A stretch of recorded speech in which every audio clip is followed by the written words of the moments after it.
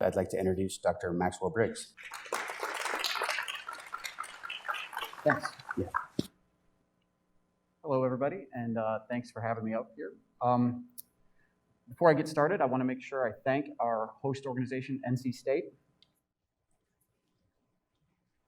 and specifically the Office of Commercialization, or the Office of Research Commercialization, and our point of contact, Zach Williams, who used to be my office mate back when I used to work in an office at NASA Glenn. It's been great to have a partner bring this event to you all, and it's great to have partners in trying to advance innovation and the success of small business. Now, I'd like to talk a little bit about kind of what brings us here today, which is entrepreneurship and innovation. And I want to talk a little bit about why NASA cares about entrepreneurship and innovation. So this is taken from NASA's strategic plan, the most recent one they did in 2018. And you can see strategic objectives number 1 and number 2 are what we typically think of when we think of NASA. We think of advancing our understanding of space. We think of landing the Perseverance rover on the surface of Mars. We think of astronauts being on the ISS or landing on the moon or going on to Mars. And those are really important and human achievements, and they should be the focus of NASA, and they are. But what I want to talk about today is another thing that's in the strategic objectives for NASA, which is addressing national challenges and catalyzing economic growth.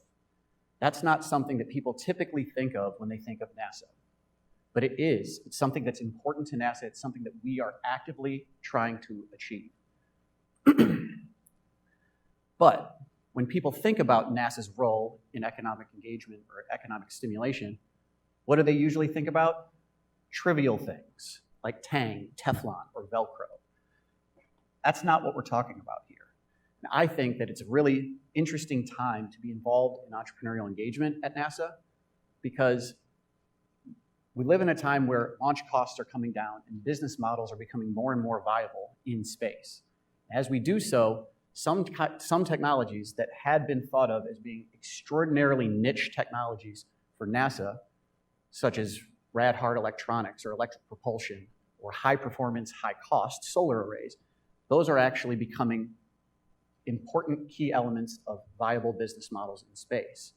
And likewise, as NASA pushes its presence further out into the solar system for longer periods of time, it's less about getting astronauts there and bringing them back, and it's more about how do we lead productive, sustainable, and healthy lives.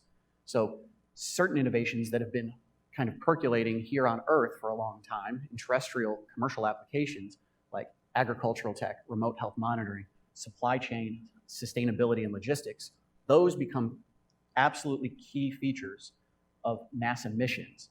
So as a result, you get this Venn diagram kind of coalescing, and you have a large overlap in terms of what's NASA relevant and what's commercially relevant. And that provides a nice opportunity for NASA to engage a community of innovators and entrepreneurs that are focused on commercialization of their technology in a way that we might not have been able to do in the past.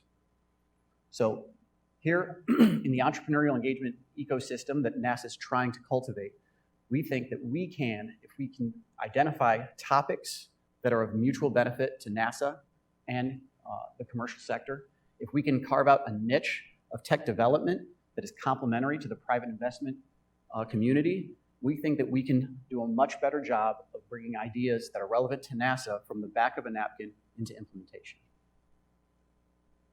So the question is, how do we do that effectively? And that's what I'm trying to work on in my role in the SBIR program.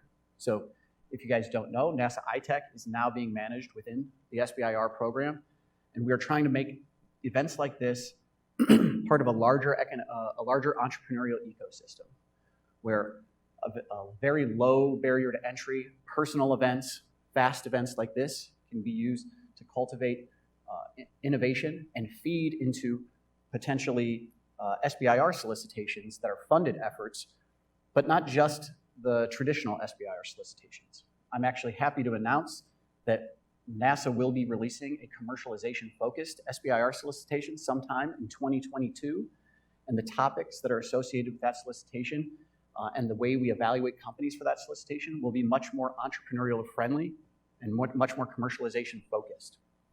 And the goal of that is to take companies from hey, I don't know if NASA is a good fit for me. I don't know if this is right. How do we determine next steps at a meeting like this?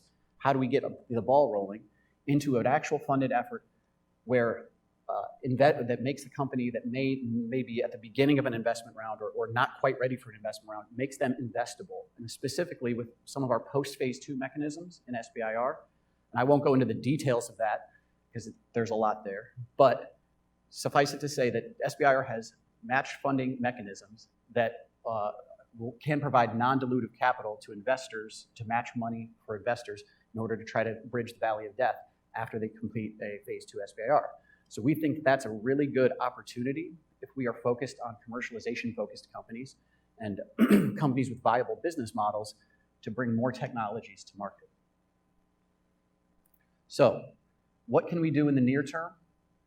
Well, I encourage everyone to take the opportunity today, this week, to establish a relationship, to figure out how can you help a small business that is in this room today, to figure out how we can actually expand this ecosystem, get an actual concrete follow-up for an activity that's going to help your program, your fund, your investment fund, your company, in order to advance the objectives of your organization.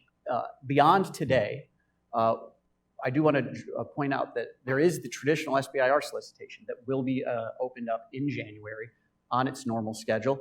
And many of the people in this room have an opportunity on that timeline to apply to that solicitation. And I encourage everyone to do so, to scour that solicitation for opportunities. But if you find that that solicitation is not a great fit for you, don't get discouraged. Here at NASA, we are working on mechanisms that we think will be more attractive to you, and they are coming, and they're coming fairly soon. In the summer of 2022, we think you'll have a great opportunity to participate in a program, a funded effort that is more along the lines of the entrepreneurial engagement activities that we're presenting here today. So with that, I'm done, and I'm really excited to see all of the company pitches here today and all of the input from our distinguished panel. And thank you guys. Thanks everyone for NC State for hosting us and for having me.